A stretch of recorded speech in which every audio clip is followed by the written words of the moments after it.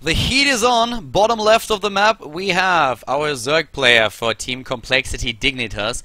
He was able to take down MMA in the last game. He's the ace player. It is Tefel, the ace player for coLDignitas. He played against MMA twice. He won a game and he lost one. Now he's going up against a very different Terran player.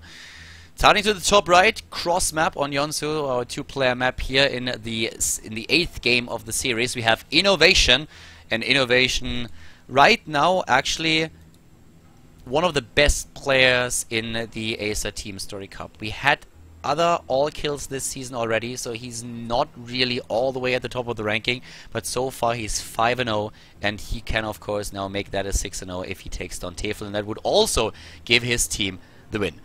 Right now we have Innovation starting things off in blue here, and in a position where he can do, where he can maybe show us how you take down Tefel, something that MMA couldn't do in the last game. MMA with really like the YOLO moves all around. I mean, that was a pretty funny game that we had there, and I feel that MMA knew really well that there was also Innovation waiting, and we have of course, in case that Tefel takes down Innovation here, the ace player for Team Acer that they can choose. That might be MMA, that might be Innovation. We will find out soon enough. Well, we might never find out actually if Tefel is not able to win here, so probably should be a little bit more careful with that statement. But yeah, for now we have the spawning pool started again, and this is like a theme. I mean, we talk about openings a lot, but if you actually watch a lot in this, like if you watch the ATC a lot, keep this in mind. Tefel is always going spawning pool first. Always. Always spawning to pool first against, especially against Terran. Here we have the command center first for Innovation, something that he's of course going to find out with that Overlord. But yeah, if you see Tefel in the next few games again against the Terran player, the things that you should really keep in mind is that Tefel loves Roach Hydra. Doesn't always play it. I've seen him play Ling Meter Baneling, but he loves Roach Hydra and he plays it a lot. And he always goes pool first into hatch. I think I've never seen him do anything else than that. And, well, for now he goes into the oversupply again. He most of the time does the same strategy, by the way, against nearly every race. Like, he does that opening not only against Terran.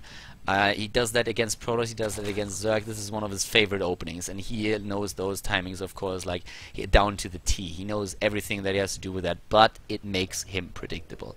That's one of the big problems that you have with that, of course. To the top right now, we have the command center nearly completed. In the main, there's a single barracks, not going for the double barracks here that we saw MMA use earlier, and he's probably also not going for that YOLO SCV pull that we saw from his teammate. Instead, we have the SCV building the bunker to be at least a bit safe at the early stages of the game. And what we are probably going to see for Tefel is once again the third base. Because if you are going up against an opponent who's already in possession of another command center, goes for a CC first, you want to get that third base pretty easy as a Zerg pretty early as a Zerg player. Unless you are going for some kind of timing and push on two bases and try to make something fancy happening there, which I don't really see going on from Tefel in this game in particular right now. Innovation is one of those players that is still like the best in the world. He's absolutely a gigantically strong player. It's absolutely incredible. So we will see the third base as already assumed, and I really want to see how Innovation is going to play this.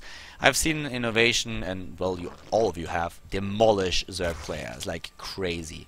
But sometimes you have an off day, and that might be today, and if Tefel is able to take him down, that would bring us into the last game of the series, the 9th game, which would be pretty incredible, considering that the last time that coLDignitas played, they got pretty much rolled by Joey Flash Wolves. They were taken out by Has and Ian, so the Flash Wolves didn't even have to bring their Korean players in. The Taiwanese players alone were able to just take down the entire team with only dropping a single map. So, looking at the bottom left now, we have the second gas taken.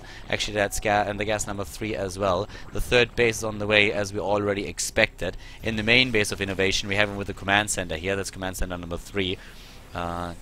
And of course also now Hellions, Marines, Stim already on the way, and saturation at the base going strong. There's the Roach Warren, as you would expect. It's still Tefel after all. And here comes the second evolution chamber. Range upgrade and also armor should be started in just a bit. Already on the way to get his lair. And as you can see, 42 harvesters for him right now, 4 queens, and there's the +1 range upgrade. And yeah, he's on 3 gas right now. He gets a 4th gas as well. That's a lot of gas that he's getting here. And on the Roach one, after that's done, well, we're going to see speed as soon as Lair is completed, and then later down the road is also the Hydra then. And he's still producing harvesters, so he's still going up. He's currently looking at 49, going up 50. You can go for some pretty nasty roach pushes on a small map like this if you want to. And Tefel has shown us already on Habitation Station that he really likes to move out with the roaches a little bit, and those hydras a little bit later, but at least try to see how much damage he can do with the initial roach force.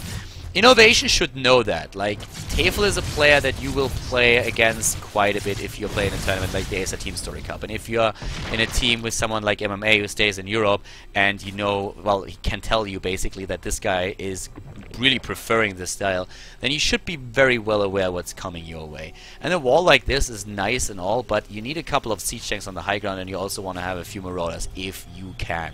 Another thing that you could get are banshees, but not getting anything is pretty ballsy. And that could be his demise here, because, well, Tefel does what Tefel does. I mean, gets the extra overlords for the supply. Supply blocked here a little bit right now. 4 overlords in total. Those upgrades are on the way, and we do not see a single siege tank. Even at third base, like, Innovation is playing this like he has no care in the world. And it might need innovation, so it might work. With any other like player would probably say like, oh my god, he's gonna die. But with Innovation you always think like he somehow, like, it just always feels like his marines do twice the damage that other marines do. But now it's just the roaches moving in, and there are quite a lot of roaches already, and we have no widow mines, there are no siege tanks, there's no nothing. And he's just moving up that ramp again. Those rocks are not gonna go down easy. And well, he's starting to push in, and the Hellions are already going down. He's doing quite a bit of damage. Innovation is in trouble. He doesn't really have a whole lot. He's building Marauders now as we speak, but you can see the army supply is heavily in Tefel's favor at this point. And he's just moving in. No siege tanks, no nothing. We have Hydralisks also being produced here, and a few are already...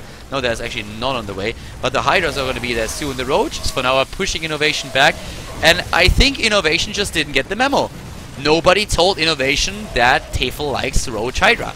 Nobody really told him. So now suddenly he's losing a lot of units. He's dropping in Harvester supply down to like 38 already. The Roaches are still making their way in. There's a single Marauder. A siege tank is finally being built. At third base, he calls down the mules here and gets the SCVs back. I mean, that's already something that really works for him.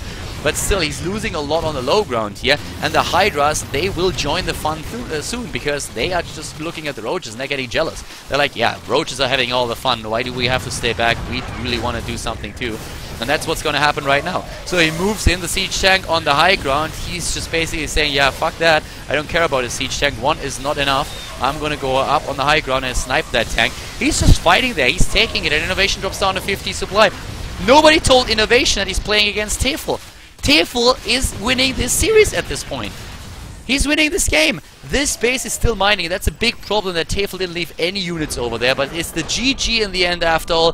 Tefel takes down MMA and Innovation back to back and forces out the ace player of Team Acer.